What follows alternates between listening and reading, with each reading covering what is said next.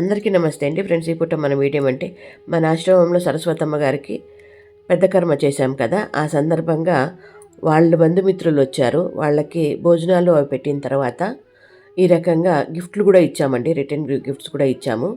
ఏమంటే సరస్వతమ్మ గారి పేరు మీద ఈ విధంగా ఇచ్చామన్నమాట. అది స్క్రీన్ మీద ఒకటి పెట్టాను చూడండి, అందులో ఏమేమి పెట్టాము ఆ కవర్లో అన్నట్లుగా. ఇంకా అక్కడ స్టీల్ క్యారియర్ బాక్స్ కనపడుతుంది కదండి, దాని మీద సి సరస్వతి అని పేరు రాయిచ్చానమాట. ఆమె గుర్తుగా ఉంటుంది అన్నట్లుగా. సరస్వతమ్మ గారి దహన క్రియలకు కానీ పెద్ద కర్మకు కానీ ₹1 కూడా నేను రవి అప్ప దగ్గర కూడా తీసుకోలేదు, అదేవిధంగా వాళ్ళ బంధుమిత్రుల దగ్గర కూడా తీసుకోలేదండి. అది ఎందుకు అనేది ఒకరోజు మీకు డీటెయిల్గా ఎక్స్ప్లెయిన్ చేస్తాను. ఇంక ఈ రకంగా వచ్చిన వాళ్ళ ప్రతి ఒక్కరు కూడా లక్షణంగా భోజనం చేశారు.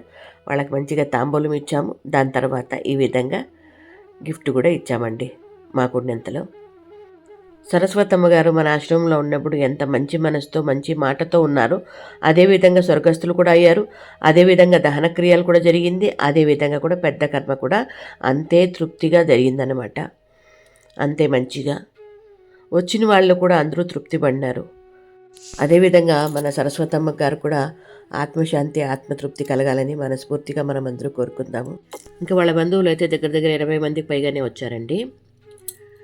మంచిగా అందరూ మన ఆశ్రమం చూసి ఎంజాయ్ చేశారు. దాంతోపాటుగా మంచిగా భోజనం పెట్టాము. ఈ రకంగా మనకు ఉన్నంతలో తాంబూలం ఇచ్చాము.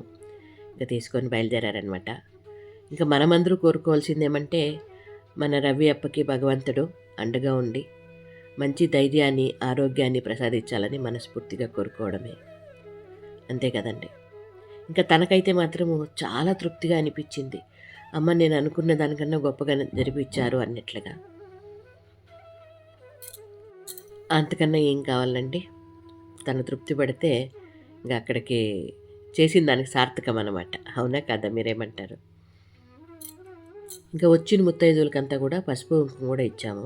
ఎందుకంటే సరస్వతమ్మ గారు ముత్తైదువు కాబట్టి ఆమె పేరు మీద పసుపు కుంకుమ కూడా ఇచ్చామన్నమాట.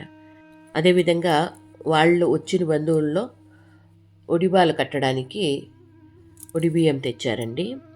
ఇంకా అదైతే నాకు ఇచ్చారు, నేను తీసుకున్నాను. అది ఆల్రెడీ వీడియో కూడా మీ ముందుకు తీసుకొచ్చాను.